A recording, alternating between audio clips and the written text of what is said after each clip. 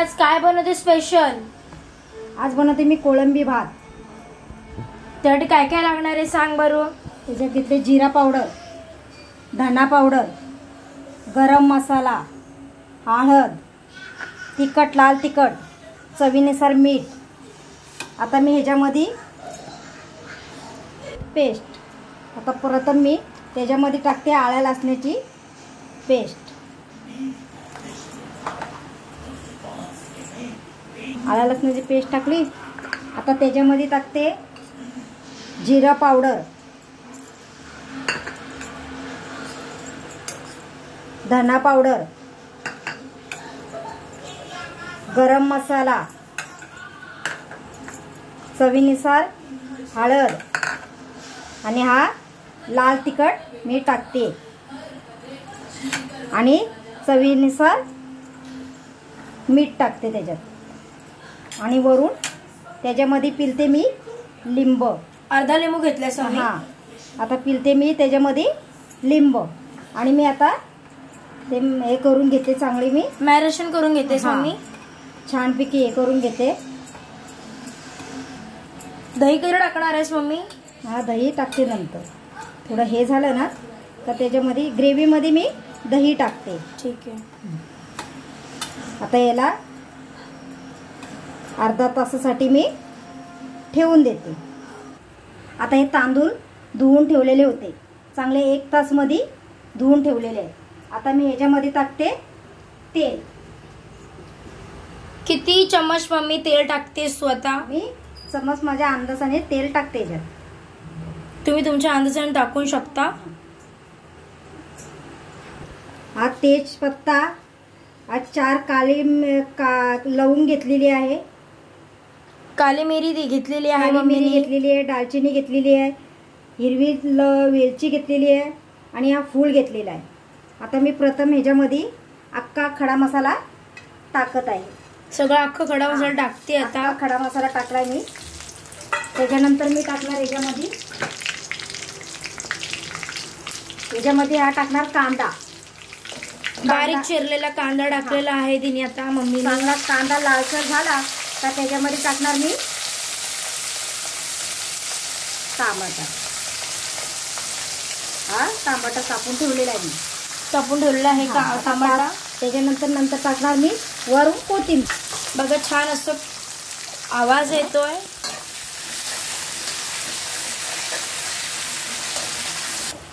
बघा आता कसा लालसर कांदा झालेला आहे, त्याला मरून कलर आलेला आहे।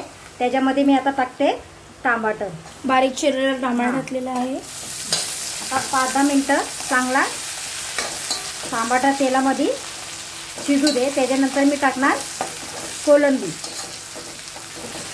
मी बिर्याणी टाईप कोळंबी भात बनवत आहे। बघा आता कसं छानपैकी कलर आलेला आहे। मग मी किती कांदे घेतले आणि किती टमाटे घेतले? 2 मोठे कांदे घेतले आणि 2 छोटे टमाटे घेतले।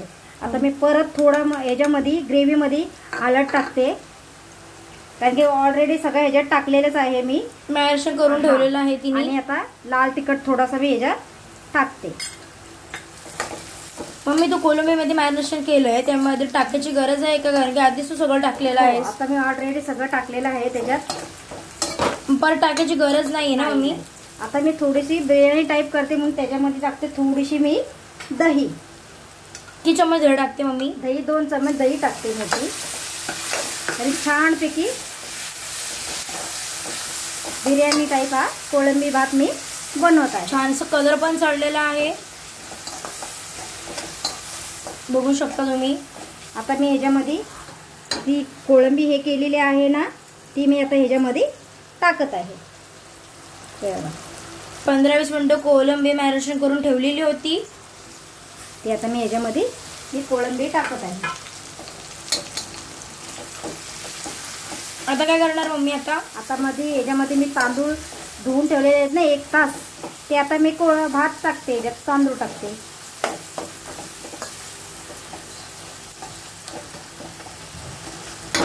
बघू शकता तुम्ही मस्तपैकी पाणी सुटलेलं आहे। आता काय करणार आहेस मम्मी? आता ह्याच्यामध्ये मी तांदूळ धुतलेले टाकत आहे।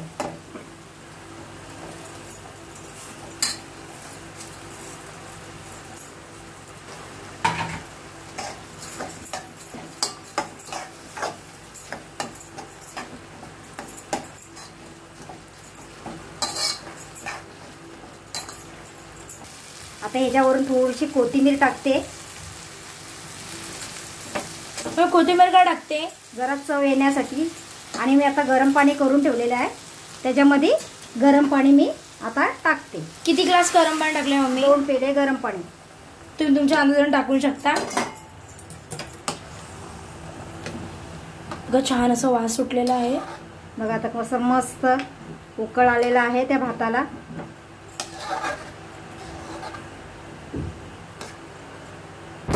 बघा चांगलं उकल आलेलं आहे. आता मस्तपैकी कलर पण चढलेला आहे.